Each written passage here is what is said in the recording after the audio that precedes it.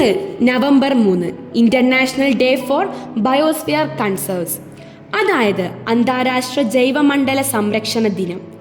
എന്താണ് ജൈവമണ്ഡല സംരക്ഷണം? നമ്മുടെ ജീവന്റെ ആധാരമാണ് നമ്മുടെ ഭൂമി.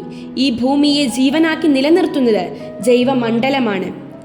മനുഷ്യരും സസ്യങ്ങളും മൃഗങ്ങളും പക്ഷികളും എല്ലാം ചേർന്നാണ് ഈ അത്ഭുത മണ്ഡലം രൂപം കൊള്ളുന്നത്. ജൈവമണ്ഡലം എന്നത് ജീവികളും അവരെ ചുറ്റിപ്പറ്റിയുള്ള പരിസ്ഥിതിയും ചേർന്നുള്ള ഒരൊറ്റ വലിയ സമന്വയമാണ്. ഇത് ഇല്ലാതായാൽ ഭൂമിയിലൊട്ടാകെ ജീവൻ തന്നെ നിലനിൽക്കില്ല. ജീവവൈവിധ്യത്തിൻ്റെ പ്രാധാന്യം.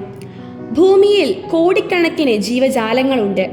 ഓരോ ജീവിയും പ്രകൃതിയുടെ ഒരു ഭാഗമാണ്.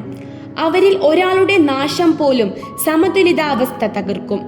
ജൈവമണ്ഡലം സംരക്ഷിക്കുന്നത് ഈ ജീവവൈവിധ്യത്തെ നിലനിർത്താൻ സഹായിക്കുന്നു. ഉദാഹരണത്തിന്, തേൻചൂളികൾ ഇല്ലാതായാൽ പുഷ്പങ്ങൾക്ക് പരാഗണം നടത്താനാവില്ല.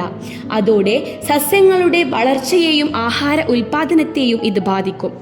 അതിനാൽ ഓരോ ജീവിയും ഈ ലോകത്തിൻ്റെ സമതുലിതമായ പ്രവർത്തനത്തിന് അനിവാര്യമാണ്. പ്രകൃതിയുടെ സമതുലിതാവസ്ഥ. പ്രകൃതിയിൽ എല്ലാം തമ്മിൽ ബന്ധപ്പെട്ട് പ്രവർത്തിക്കുന്നു. വെള്ളം, വായു, മണ്ണ്, സൂര്യപ്രകാശം, സസ്യങ്ങൾ, ജീവികൾ ഇവയിലേതെങ്കിലും തകരുമ്പോൾ മറ്റൊന്നും ശരിയായി പ്രവർത്തിക്കില്ല. മലിനീകരണം, വനനശീകരണം, അനാവശ്യമായ വ്യവസായ വികസനം തുടങ്ങിയവ ഈ സമതുലിതാവസ്ഥയെ തകർക്കുന്നു.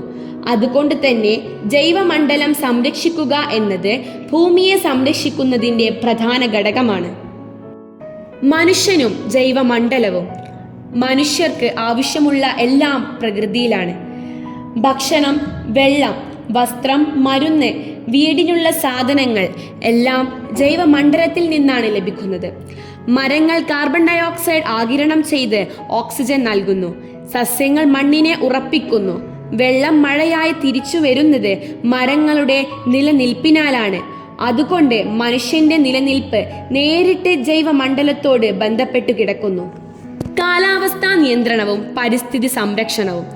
സസ്യങ്ങൾ കാലാവസ്ഥ നിയന്ത്രിക്കുന്നതിൽ പ്രധാന പങ്ക് വഹിക്കുന്നു.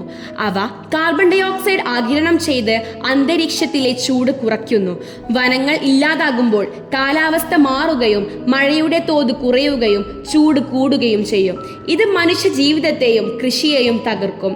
അതുകൊണ്ട് വനസംരക്ഷണം ജൈവമണ്ഡലത്തിൻ്റെ സംരക്ഷണത്തിൻ്റെ മുഖ്യ ഘടകമാണ്. സാമ്പത്തികവും ശാസ്ത്രീയവുമായ പ്രാധാന്യം. ജൈവമണ്ഡലത്തിലെ ജീവജാലങ്ങൾ മരുന്ന് നിർമ്മാണത്തിനും ശാസ്ത്രീയ ഗവേഷണങ്ങൾക്കും അടിസ്ഥാനമാകുന്നു. നമ്മുടെ കാർഷിക വിളകളുടെയും മത്സ്യവിഭവങ്ങളുടെയും വളർച്ചയും ഈ സമതുലിതമായ പരിസ്ഥിതിയിൽ നിന്നാണ്. അതിനാൽ പരിസ്ഥിതി സംരക്ഷണം സാമ്പത്തിക വളർച്ചയുടെയും വികസനത്തിൻ്റെയും അടിസ്ഥാനം തന്നെയാണ്.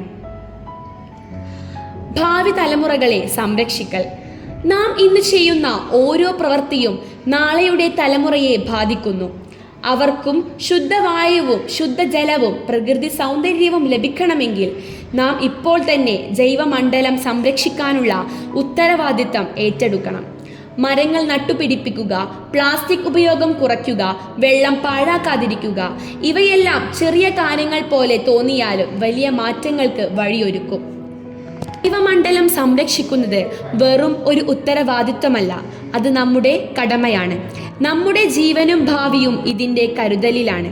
ഭൂമിയെ സ്നേഹിക്കുക, മരങ്ങൾ നട്ടുപിടിപ്പിക്കുക, പ്രകൃതിയെ ആദരിക്കുക, ഇവയാണ് ഭൂമിയെ ഭാവി തലമുറകൾക്കായി സുരക്ഷിതമാക്കാനുള്ള മാർഗങ്ങൾ.